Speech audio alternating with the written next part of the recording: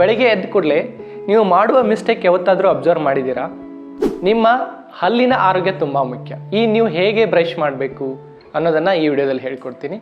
ನೀವು ಬ್ರಷ್ ಏನು ಮಾಡ್ತೀರಾ, ಬ್ರಷ್ ಮಾಡೋಕ್ಕಿಂತ ಮುಂಚೆ ನೀವು ಅಡ್ವರ್ಟೈಸಲ್ಲಿ ನೋಡಿದಾಗೆ ಪೇಸ್ಟ್ಗಳನ್ನ ಜಾಸ್ತಿ ಯೂಸ್ ಮಾಡಬೇಡಿ.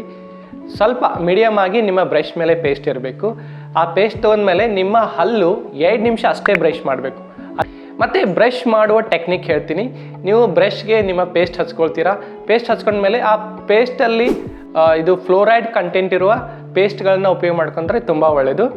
ಆಮೇಲೆ ನೀವು ಬ್ರಷ್ಗೆ ಪೇಸ್ಟ್ ಹಚ್ಕೊಂಡ್ಮೇಲೆ ನೀವು ಜೆಂಟಲ್ ಆಗಿ ನಿಮ್ಮ ಮುಂದಿನ ಹಲ್ಲುಗಳಲ್ಲಿ ಸರ್ಕ್ಯುಲರ್ ಮೋಷನ್ ಆಗಿ ನೀವು ರಬ್ ಮಾಡಬೇಕು.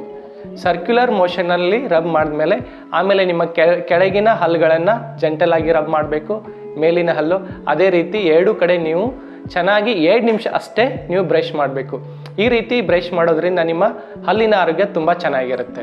ಈ ಹಲ್ಲಿನ ಆರೋಗ್ಯದಲ್ಲಿ ಇನ್ನೊಂದು ಮುಖ್ಯವಾಗಿ ನಿಮ್ಮ ಬ್ರಷನ್ನು ನೀವು ಯಾವಾಗ ಚೇಂಜ್ ಮಾಡಿದ್ದೀರಾ ನೋಡಬೇಕು. ತುಂಬ ಜನ ನೋಡಿದ್ದೀನಿ 6 ತಿಂಗಳಿಂದ 1 ವರ್ಷ ಯೂಸ್ ಮಾಡ್ತಿರ್ತಾರೆ ಬ್ರಷ್. ಆ ಥರ ಮಾಡಬಾರ್ದು. ನಿಮ್ಮ ಬ್ರಷು ಸಾಫ್ಟ್ ಆಗಿರಬೇಕು. ಅದು 3 ಇಂದ 4 ತಿಂಗಳು ಮ್ಯಾಕ್ಸಿಮಮ್ ಅಷ್ಟೇ ಯೂಸ್ ಮಾಡಬೇಕು. ಅದಾದಮೇಲೆ ನಿಮ್ಮ ಬ್ರಷನ್ನು ನೀವು ಚೇಂಜ್ ಮಾಡಬೇಕು.